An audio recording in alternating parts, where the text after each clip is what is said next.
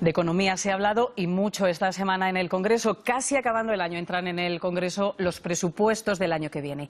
Ya tenemos techo de gasto y nuevos objetivos de déficit. Las comunidades van a tener un poco más de margen para gastar. Sube también el salario mínimo, también algún impuesto y cambian otros. Vamos a ver cómo nos puede afectar todo esto y qué opinan los 4 grupos parlamentarios que tenemos hoy invitados al debate. Les presento primero a Ana Madrazos, la portavoz de Hacienda del Grupo Popular. ¿Qué tal, Hola, Ana? Muchas gracias por venir. Buenos días. Julián López Milla es el portavoz de Hacienda también del Partido Socialista. ¿Qué tal, Julián? Bienvenido. Segundo González, el portavoz de Unidos Podemos en la Comisión de Presupuestos. Bienvenido. Hola, también. Segundo, hola. Y por último, Francisco de la Torre, el portavoz de Ciudadanos en la Comisión de Hacienda. Bienvenido también. Francisco, bueno, lo primero es poner las cifras sobre la mesa y escuchar cómo justificó el ministro Montoro en el Pleno del Congreso las cuentas que ha hecho el Gobierno. Al Congreso le tocaba dar el visto bueno a los objetivos de déficit pactados con Bruselas y a su reparto entre las distintas administraciones. Sin mayoría suficiente para que el PP pudiera aprobarlos en solitario, se han pactado con otros grupos. Es una propuesta compartida. Es una propuesta de objetivo fruto de diálogo político, de diálogo parlamentario. Para poder cumplir con los objetivos de déficit y deuda en 2017, el Gobierno ha aprobado medidas fiscales con las que espera recaudar 7.000 millones de euros más. La mayoría tienen que ver con el impuesto de sociedades. No se cambia el tipo, pero se suprimen deducciones. También se suprimen y limitan los aplazamientos en los pagos de las empresas a la agencia tributaria. Suben los impuestos al alcohol y al tabaco y se actualizan los valores catastrales en 2.500 municipios. Son medidas, insisto, necesarias para cumplir con ese objetivo de déficit, que es la mejor forma también de consolidar la recuperación económica y la creación de empleo en nuestro país. El 1 de enero entrará en vigor el nuevo salario mínimo, 707 euros, 52 más que en la actualidad, la mayor subida de los últimos 30 años. Y para empezar a preparar los presupuestos, el Gobierno ya tiene límite de gasto no financiero, algo más de 118.000 millones de euros, la misma cantidad que se espera ejecutar este año y 5.000 millones menos de lo presupuestado inicialmente. Ana, empiezo con el PP. Decía Rajoy que estaba contento con el acuerdo alcanzado. ¿Confían en el PP que este primer paso de los presupuestos se traduzca en nuevas cuentas para el año que viene? Pues sí, la verdad que es un primer paso que hayamos llegado a un consenso y a un acuerdo con el techo de gasto y con los objetivos de déficit público, gracias a que iniciamos una legislatura en la que hace falta mucho diálogo y mucha negociación. El Gobierno no tiene mayoría absoluta y yo creo que hay que poner en valor esa voluntad de diálogo y de consenso por parte de todos los grupos que han permitido finalmente llegar a un acuerdo en el Consejo de Política Fiscal y Financiera sobre los objetivos de déficit para 2017 de las comunidades autónomas y que han permitido pues que podamos llevar esta semana el techo de gasto y los objetivos de déficit público para su aprobación en el Parlamento. Yo creo que eso da una esperanza de una legislatura que puede ser estable, que puede ser fructífera para seguir consolidando nuestro crecimiento económico y nuestra creación de empleo, que ayer mismo el Fondo Monetario Internacional en su informe sobre la economía española puso de manifiesto la fortaleza de esa recuperación y de esa creación de empleo. También en ese mismo informe el Fondo Monetario Internacional pedía, por ejemplo, que se suba el IVA. No sé si el Gobierno también va a atender esa petición. En eso no estamos de acuerdo. No queremos hacer aumentos del IVA o del IRPF. Es más, si podemos, el IRPF se volverá a bajar como ya hicimos en la pasada legislatura. Julián, el PSOE ha respaldado todas estas cuentas que ha hecho el Gobierno. ¿Por qué? Hay gente que lo ha criticado. ¿Cómo lo argumentan? Bueno, nosotros entendemos que este es simplemente un acuerdo concreto para una cuestión concreta con el Gobierno de España, en un mar de desacuerdos que se extienden desde la reforma laboral hasta la ley Mordaza o la LOMCE. Pero para nosotros era muy importante este acuerdo porque lleva asociado, por ejemplo, una subida del salario mínimo interprofesional que va a subir en el próximo ejercicio 4 veces lo que subió durante los 5 años de gobierno de Rajoy, de manera que solo en un año subirá 4 veces, como en toda la legislatura que va desde 2012 a 2015. Hemos conseguido, por ejemplo, que se flexibilice la regla de gasto, se va a crear un grupo de trabajo para que aquellos ayuntamientos que tienen dinero en caja, que tienen excedentes, que tienen remanentes de tesorería, puedan dedicarlos a hacer inversiones generadoras de empleo y que mejoren la calidad de vida de los ciudadanos mediante dotaciones sociales. Y sobre todo ha ocurrido algo que es para nosotros muy importante, y es que el ajuste que quedó pendiente de la anterior legislatura, cuando el Gobierno de España no alcanzó el objetivo de déficit, no se va a producir por la vía del gasto, no se va a producir por la vía de recortar en sanidad, de recortar en educación, en dependencia, en universidades o en servicios sociales. De hecho, las comunidades autónomas van a tener más margen el año que viene. El ajuste se va a producir fundamentalmente por la vía del ingreso y fundamentalmente por la vía del impuesto de sociedades, que es donde nosotros entendemos que había que descargar la mayor parte del ajuste, un impuesto directo que pagan las grandes empresas fundamentalmente, donde hay una gran diferencia entre el tipo efectivo y el tipo nominal, y las medidas que vamos a aprobar son medidas que precisamente pasan por exigir un mayor esfuerzo a las grandes empresas, a las grandes corporaciones, para que contribuyan al ajuste y no que lo sigan soportando las personas con menos rentas, con menos ingresos, que ya han hecho bastantes sacrificios.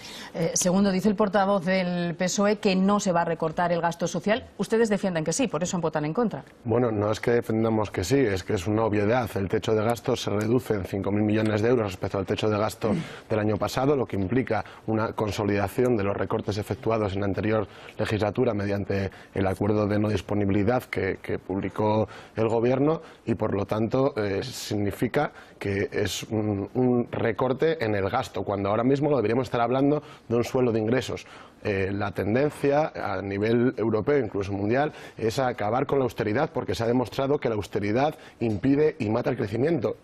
Por lo tanto, deberíamos de abordar una reforma fiscal progresiva que realmente permita aumentar los ingresos para financiar más gasto y más inversión. Y el Partido Socialista ahora mismo está defendiendo este techo de gasto que determina unos presupuestos que van a ser continuistas en esta materia, y lo justifica diciendo que bueno, hemos arrancado un aumento del 0,1% en el objetivo de déficit de las comunidades autónomas, pero que es que a día de hoy hace falta revertir todos los recortes que se produjeron en los últimos 4 años, 18.000 millones de euros en sanidad y educación, el 0,1% solo son 1.000 millones de euros. Por lo tanto, hace falta un giro de 180 grados y parar ya de las reformas chapuceras que hace el ministro Montoro, que no son una solución para la situación económica que tiene este país. Dice que no todo el rato con la cabeza Ana Madrazo, pero tengo que ir con Francisco de la Torre.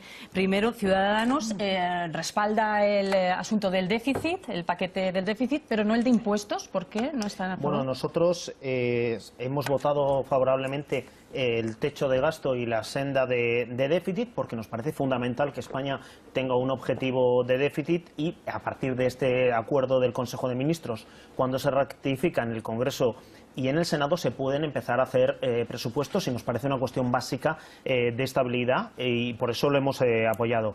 Y en cuanto al decreto de medidas fiscales, que es esencialmente reforma parcial del impuesto de sociedades, subida de algunos impuestos y casi prohibición de los aplazamientos fiscales, bueno, pues estamos de acuerdo en parte con la reforma del impuesto de sociedades, aunque quedan muchas cosas por hacer, y claramente es un impuesto que adolece de graves fallos, pero no estamos de acuerdo con la subida de impuestos especiales. No es esto lo que acordamos con el Gobierno en el acuerdo de investidura, y también nos parece un error muy grave el endurecimiento de los aplazamientos, que le va a complicar muchísimo la vida a las pequeñas y medianas empresas y a los autónomos. En consecuencia, como esto viene en un paquete único, nos hemos abstenido, y nosotros vamos a intentar enmendar aquellas medidas que nos parecen particularmente lesivas de este decreto de medidas fiscales. Ana toma mucha nota durante las intervenciones. Sí, porque tengo que contestar varias cosas. Vamos a ver, no existe ningún recorte de gasto, y es una línea roja que se ha marcado el Gobierno en este techo de gasto, porque los 5.000 millones de los que hablaba Segundo es el mismo techo de gasto que hemos tenido en la ejecución real de gasto del año 2016. Nosotros no queremos recortar gasto social. Es más, no es cierto que se haya recortado el gasto social de sanidad y educación en 18.000 millones, porque si tú miras el cuadro de gasto consolidado de las administraciones públicas, hoy se gastan 5.000 millones más en sanidad que en el año 2007. Eso es así, es un dato. Y en educación gastamos aproximadamente lo mismo que en el año 2007, año previo a la crisis. Para nosotros el gasto social es algo que queremos potenciar, y que además queremos que sea sostenible, y por eso queremos cumplir nuestros compromisos de déficit público porque pensamos que esa es la manera de seguir creciendo y creando empleo. En cuanto a lo que decía el portavoz de Ciudadanos sobre el impuesto de sociedades, hay que dejar claro que esta subida es una subida selectiva que se hace solo para las grandes empresas, que efectivamente todos estamos de acuerdo, yo creo que los 4 que estamos aquí, en que hay una gran diferencia entre el tipo nominal del impuesto de sociedades y el tipo efectivo que pagan porque tienen muchos mecanismos de deducción, se suprimen algunas de esas deducciones, pero el tipo nominal que bajamos en la anterior legislatura a pymes y autónomos del 30 al 25% y para las pymes al 20% se sigue manteniendo. O sea que esta subida de impuestos no afecta a las pymes, a los autónomos y a la gran parte Además, de las nos ha dicho familias. antes que el IVA no se va a tocar. No, y los demás supuesto que no. impuestos. A ver, los ¿A corto impuestos plazo, a medio especiales, plazo? alcohol y tabaco, todos estamos de acuerdo en que son consumos nocivos para la salud y que además están muy por debajo de la media que se paga en la Unión Europea. Hay que adaptar nuestra fiscalidad en impuestos especiales a lo que ya está en vigor en la Unión Europea. Y, desde luego, el tema de los aplazamientos, Paco, es verdad que en los años de crisis se dispararon en la agencia tributaria las peticiones de aplazamientos de los empresarios, pero también es verdad que ahora los empresarios tienen acceso a la financiación bancaria y tienen financiación suficiente como para que no tenga que financiarles Hacienda, que somos todos, ¿no? Y, de hecho, en el año 2015 ya se han empezado a producir una bajada importante de las peticiones de aplazamiento. Es decir, Hacienda ha ayudado cuando ha tenido que ayudar, pero es que ahora esa ayuda de liquidez no es necesaria porque hay financiación. Bueno, estamos hablando de gasto, estamos hablando de déficit. El problema es cómo conjugar esto también y además cumplir con Bruselas. Claro, es que yo creo que una cosa es el gasto que concretamente nosotros no estamos de acuerdo con el techo de gasto, de hecho no se vota el techo de gasto. Hay de hecho una aclaración al orden del día del Pleno donde se establece que nos vamos a pronunciar exclusivamente sobre los objetivos de déficit y los objetivos de deuda.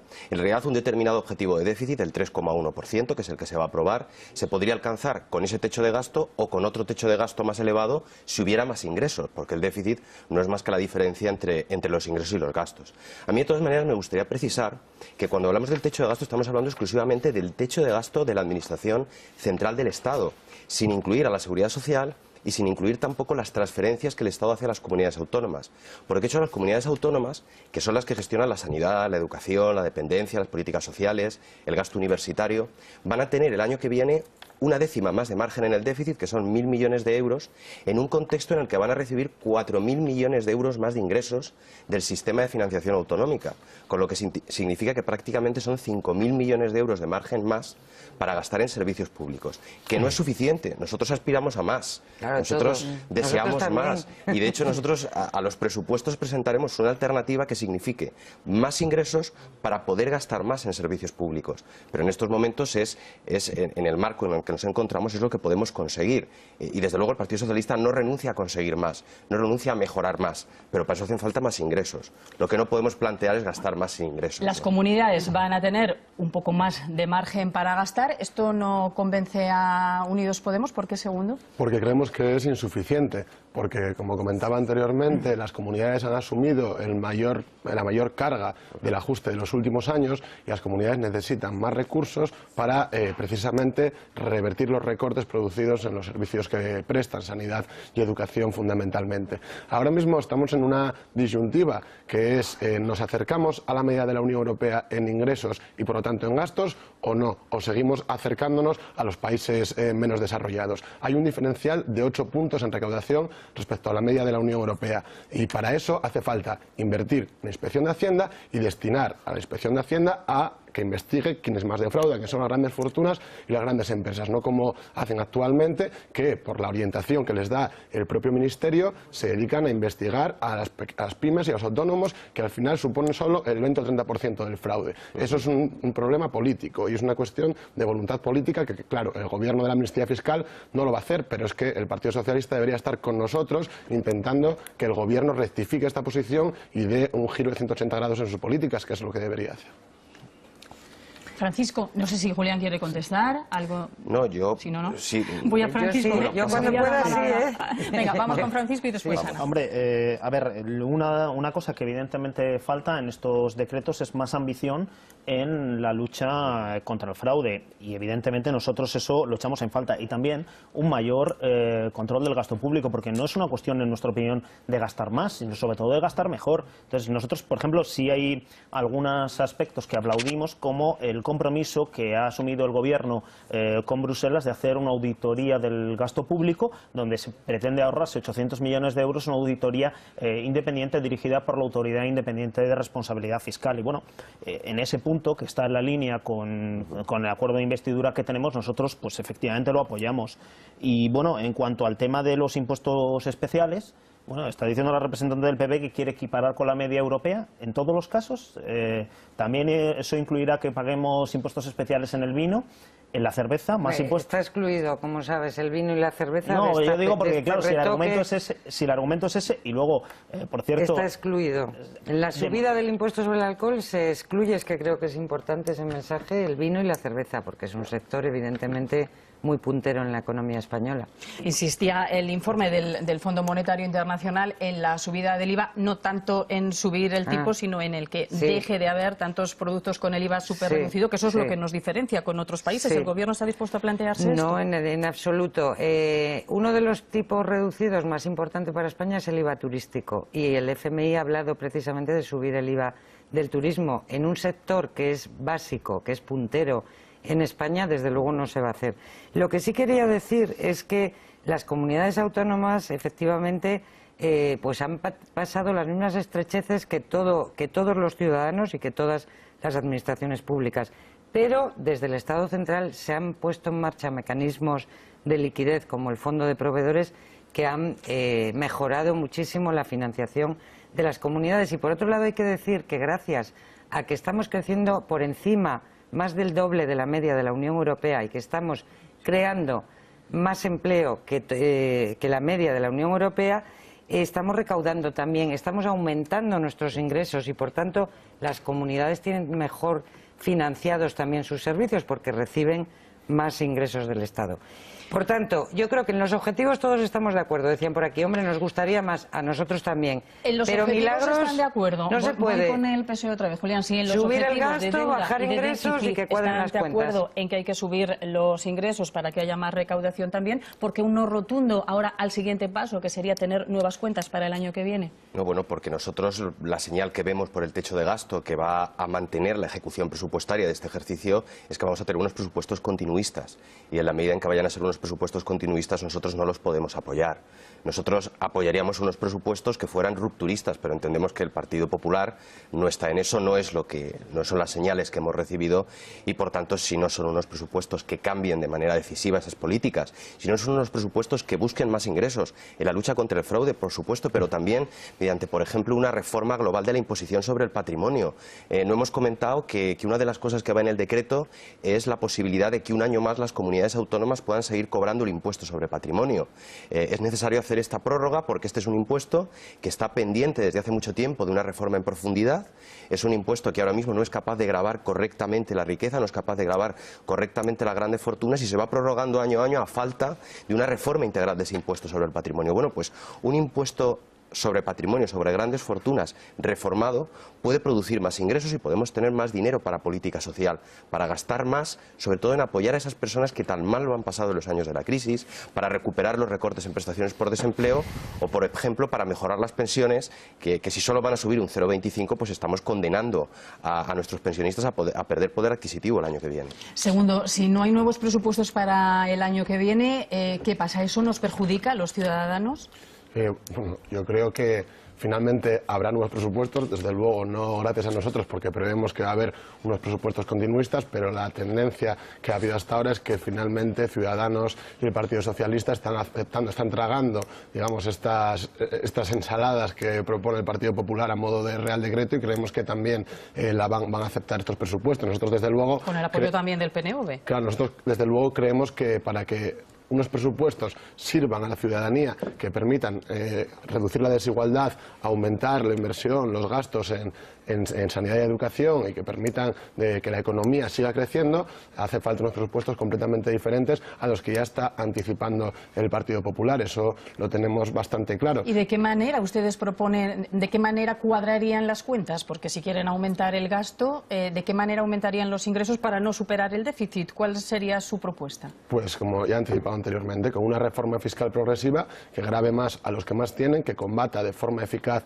el fraude fiscal para aumentar los ingresos. Ahora mismo hay una bolsa de fraude fiscal de entre 40.000 y 80.000 millones de euros que se podría revertir, pues se podría recaudar ese fraude fiscal, y con una reforma fiscal precisamente que grave a aquellos que más tienen mediante una IRPF que sea más progresivo que el que existe actualmente, acabando con los agujeros que hay ahora mismo en el impuesto a sociedades creados por el ministro Montoro y que precisamente ahora está intentando poner algunos parches para recaudar un poco más, enmendándose a sí mismo. Pues por estas tres vías se podrían aumentar los ingresos para financiar mayor gasto y acercarnos a la media de la Unión Europea. Vía impuestos y vía combate del fraude fiscal para que paguen aquellos que más tienen y que a día de hoy no pagan.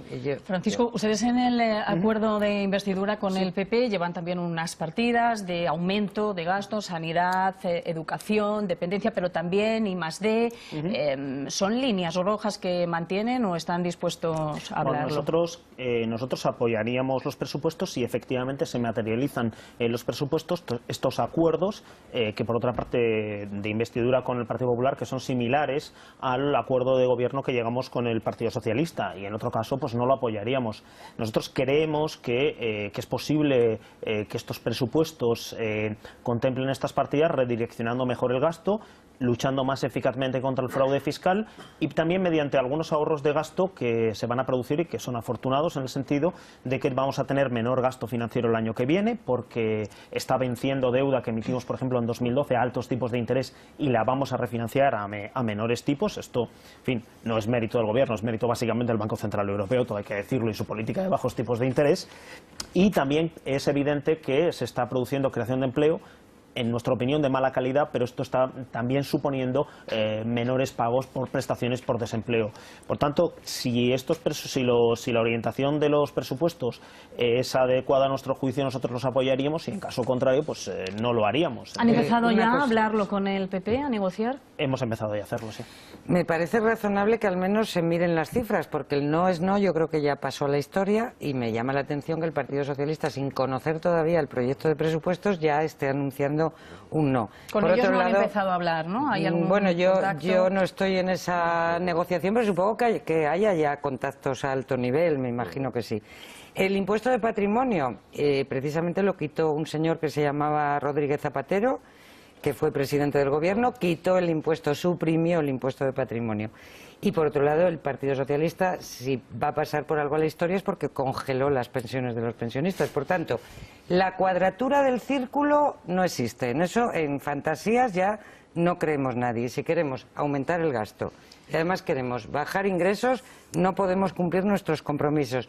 Y eso hace año, por cierto, que España no sí que sea parece creíble. se va a cumplir, ¿no? La Autoridad Fiscal Independiente dice que es muy probable que vamos se bien quede, en recaudación, por lo menos el Estado en el objetivo, no tanto sí. algunas comunidades, parece que sí que puede haber Creemos que se va a cumplir con holgura porque el cuadro macroeconómico es muy bueno, porque vamos a crecer por encima del 3%, y todo eso se ha generado gracias a las políticas fiscales y presupuestarias acertadas del esperar Partido un poquito más Popular. para conocer ese dato de cómo cerramos el déficit en el 2016. Muchas gracias, señores, por habernos acompañado esta semana en el debate de Parlamento. Un placer. Gracias a ti. Gracias.